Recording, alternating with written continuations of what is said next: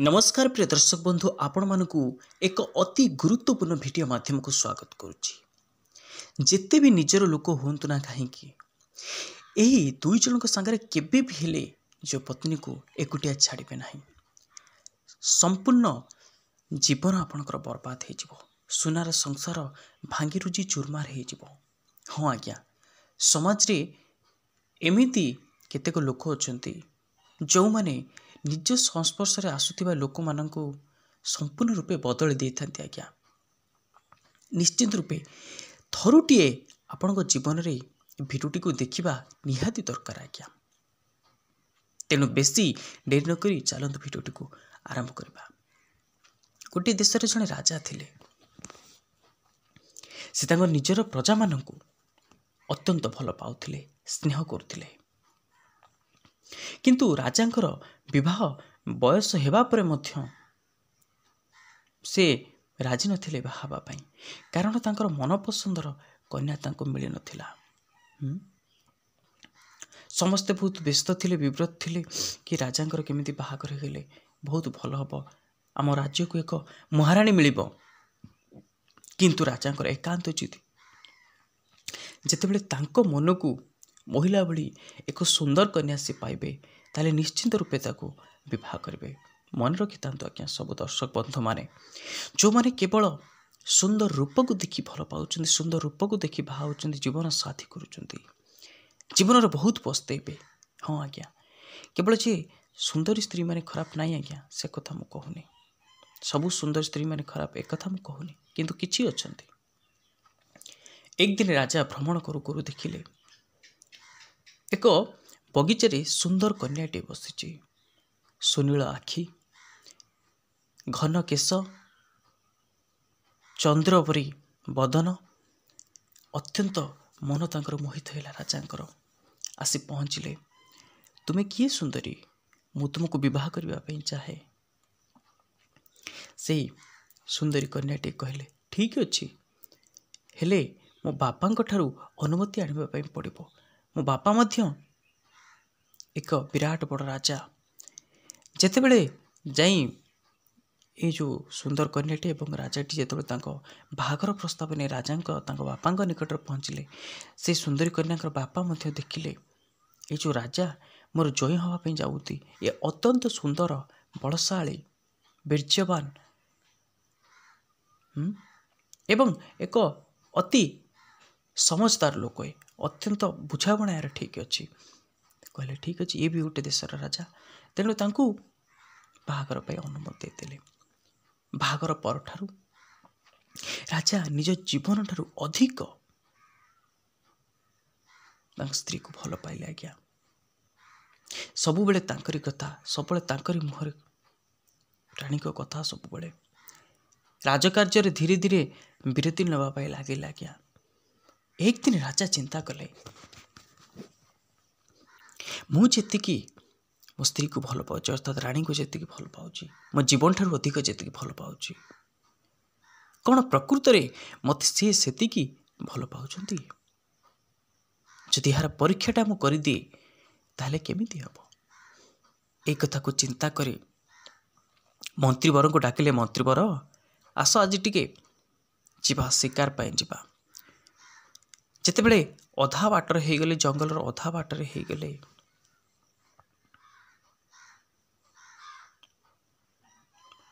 सेतेबेले राजा मंत्री को कहले ए जंगल को आसबाटा शिकार करवाटा एक बहाना मात्र थिला, किंतु तुम्हें गोटे काम कर जाओ।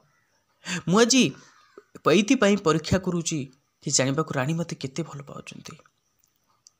तुम्हें गोटे काम कर, जाइए रानी को कह कि महारानी राजा आज शिकार करथिबा समय रे तांकर प्राण त्याग होईची, एक सिंहर आक्रमण रे राजा मृत्युवरण करछन्ति। मु जानिछि प्रथमे प्रथमे रानी एक कथा विश्वास करिवे नहीं, सेति पई ए राजवस्त्र को तुम नियो एवं किछि रंगरे याको भिजे देबो, कहबो देख आपणकर जदि विश्वास न होउची, मु राजवस्त्र आनिछि, रक्त रे जुडुबुडु होईची, आपण निजे देखंतु। आज्ञा जेतेबेले राजा ये कथा कहले, मंत्री आ कोन करिवे, तांको कथा मानिबा पे बाध्य। ରାଜବସ୍ତ୍ରରେ ରଙ୍ଗର ଛିଟା ମାରି ରକ୍ତ ଜୁଡ଼ୁବୁଡ଼ୁ କରିଦେଲେ, ସତେ ଯେପରି ରକ୍ତ ଛିଟାର ଭ୍ରମ ସୃଷ୍ଟି କଲା। ଏବଂ ମହାରାଣୀଙ୍କୁ ଯେତେବେଳେ ଏକଥା କହିଲେ, ମହାରାଣୀ ହସିଲେ, କହିଲେ ଏତେ ବଡ଼ ରାଜ୍ୟର ରାଜା, ମୁଁ ତାଙ୍କ ବୀରତ୍ୱ ଦେଖିଛି, ସିଂହର ଆକ୍ରମଣରେ ସେ ମୃତ୍ୟୁବରଣ କରିଛନ୍ତି। ମହାମନ୍ତ୍ରୀ ହସିଲେ, ମୁଁ ଜାଣିଥିଲି ଆପଣ ବିଶ୍ୱାସ କରିବେନି, କିନ୍ତୁ ଦେଖନ୍ତୁ ଆଜ୍ଞା, ମୁଁ ରାଜବସ୍ତ୍ର ଆଣିଛି। ଯେତେବେଳେ ରାଜବସ୍ତ୍ରକୁ ଦେଖିଲେ, ସେତେବେଳେ ମହାରାଣୀଙ୍କ ପାଦ ତଳୁ ମାଟି ଖସିଗଲା, ହଠାତ୍ ଅଚେତ ହେଇ ତଳେ ପଡ଼ିଗଲେ। ଏ କଥା ଶୁଣି ମହାମନ୍ତ୍ରୀ ଜୋରରେ ଦୌଡ଼ି ଦୌଡ଼ି ଗଲେ ଏବଂ ରାଜାଙ୍କୁ କହିଲେ, ଆଜ୍ଞା ସବୁ କିଛି ଅନର୍ଥ ହୋଇଗଲା। ଆପଣଙ୍କ କଥା ଶୁଣୁ ଶୁଣୁ ମହାରାଣୀଙ୍କର ଚେତା ଚାଲିଗଲା। ମହାରାଜ କହିଲେ, ହଁ ମୁଁ କେତେ ବଡ଼ ଭୁଲଟିଏ କରିଥିଲି, ସେ ମୋତେ ଏତେ ପ୍ରକୃତିରେ ଭଲ ପାଆନ୍ତି। ସେଇଦିନ ଠାରୁ ଯେତିକି ଭଲ ପାଉଥିଲେ ରାଜା, ତାର 1000 ଗୁଣରେ ଭଲ ପାଇଲେ ରାଣୀଙ୍କୁ। କିନ୍ତୁ ଆଜ୍ଞା, ଯେଉଁମାନଙ୍କର ଚରିତ୍ର ଖରାପ, ଯେଉଁ ନାରୀମାନଙ୍କର ଚରିତ୍ର ଖରାପ, ଆଜ୍ଞା ଦୁନିଆରେ ସବୁ ନାରୀ ସମାନ ନୁହନ୍ତି। କିଛି ନାରୀ ଏମିତି ଅଛନ୍ତି, ନିଜର ପରିବାର ପାଇଁ, ନିଜର ସ୍ୱାମୀ ପାଇଁ ନିଜ ଜୀବନକୁ ଉତ୍ସର୍ଗୀକୃତ କରିଦେଉଛନ୍ତି। ସେଭଳି ମହାନ ନାରୀମାନଙ୍କୁ ଆମର କୋଟି କୋଟି ପ୍ରଣାମ ଆଜ୍ଞା, 100 କୋଟି ପ୍ରଣାମ। କିନ୍ତୁ ଏମିତି କିଛି ନାରୀ ଅଛନ୍ତି ଯେଉଁମାନେ ଏ ମହାନ ନାରୀମାନଙ୍କୁ ଆଜି କଳଙ୍କିତ କରୁଛନ୍ତି। ପୁରୁଷ ମଧ୍ୟ କିଛି ମାତ୍ରାରେ କମ୍ ନୁହନ୍ତି ଆଜ୍ଞା। ତାପରେ କ'ଣ ହେଲା, ସେ ରାଣୀଙ୍କର ଟିକେ ଚରିତ୍ର ଖରାପ। ଆଉ ଯେଉଁ ଲୋକର ଚରିତ୍ର ଖରାପ, ସେ ସ୍ତ୍ରୀ ହୁଅନ୍ତୁ କିମ୍ବା ପୁରୁଷ ହୁଅନ୍ତୁ, ସେ କେତେବେଳେ ଯେ ବଦଳି ଯିବେ, ତାଙ୍କ ନିଜ କଥାକୁ ସେ ନିଜେ ରଖିପାରିବେ ନାହିଁ ଆଜ୍ଞା। କ'ଣ ହେଲା ତାପରେ, ଏକ ଦିନେ କ'ଣ ହେଇଛି, ସବୁ କିଛି ଠିକ୍ ଚାଲୁଥିଲା ବେଳେ ରାଜାଙ୍କର ସାନ ଭାଇ ଦେଖିଲେ, କୌଣସି ଏକ ସୂତ୍ରରୁ ଖବର ପାଇଲେ କି ତାଙ୍କର ଭାଉଜ ଅର୍ଥାତ୍ ମହାରାଣୀ ରାତି ଅଧରେ ଜଙ୍ଗଲ ମଧ୍ୟକୁ ଯାଉଛନ୍ତି ନିଜର ପ୍ରେମିକକୁ ଦେଖା କରିବା ପାଇଁ। ଏ ଘଟଣାର ସତ୍ୟାସତ୍ୟ ଦେଖିଲେ, ନିଜ ଆଖିରେ ବି 2 ଥର ଦେଖିଲେ, ଜଙ୍ଗଲ ଅଭିମୁଖେ ଅଗ୍ରସର ହେଉଛନ୍ତି ତାଙ୍କର ଭାଉଜ ଅର୍ଥାତ୍ ମହାରାଣୀ। ଚିନ୍ତା କଲେ, ମୋ ଭାଇ ସହିତ ବହୁତ ବଡ଼ ଧୋକା ହେଉଛି, ଆଉ ମୁଁ ସହିପାରିବି ନାହିଁ। କ'ଣ କଲେ ଆଜ୍ଞା, ଜଙ୍ଗଲ ଯାଇ ଫେରିବା ସମୟରେ ଏ ରାଜାଙ୍କର ସାନ ଭାଇ ଯାଇ ରାଣୀଙ୍କର ସମ୍ମୁଖରେ ଛିଡ଼ା ହେଲେ, ଭାଉଜ ତୁମେ ଆଉ ମୋ ଭାଇଙ୍କୁ ଧୋକା ଦେଇପାରିବ ନାହିଁ। କେତେଦିନ ମୋ ଭାଇଙ୍କୁ ଆଉ ଏମିତି କନ୍ଦେଇବ? ସତ କୁହ, ତୁମେ କୁଆଡ଼କୁ ଯାଇଥିଲ? ଯଦି ତୁମେ ମୋତେ ସତ ନ କହିବ, ତାହେଲେ ମୁଁ ସମସ୍ତଙ୍କ ପାଖରେ ତୁମର ଏ ଯେଉଁ ଖରାପ ପ୍ରକୃତି ବିଷୟରେ କହିଦେବି। ଏତକ କଥା ଯେତେବେଳେ ରାଣୀ ଶୁଣନ୍ତେ, ସେତେବେଳେ ନିଜ ନଅର ମଧ୍ୟକୁ ସାଙ୍ଗେ ସାଙ୍ଗେ ଚାଲି ଆସନ୍ତି ଏବଂ ଆସି ଚିନ୍ତା କରନ୍ତି, ବହୁତ ବଡ଼ ଅନର୍ଥ ହୋଇଯିବ। ଯଦି ମୋ ଦିଅର ସବୁଆଡ଼େ ମୋ କଥା କହିବ, ତାହେଲେ ମୋର ବଦନାମୀ ହେଇଯିବ।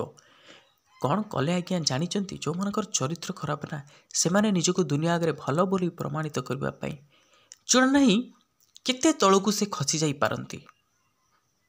କ'ଣ କଲେ, ନିଜର ବସ୍ତ୍ରକୁ ନିଜେ ଚିରି ପକାଇଲେ ଏବଂ ରାଜାଙ୍କ ପାଖରେ ଯାଇ କହିଲେ, ଦେଖ ତୁମର ସାନ ଭାଇର ଚରିତ୍ର ଏତେ ଖରାପ, ସେ ମୋ ସହିତ ଶାରୀରିକ ସମ୍ପର୍କ ରଖିବା ପାଇଁ ଚାହୁଁଥିଲା। ଦେଖ ମୋ ଅବସ୍ଥା କ'ଣ କରିଛି।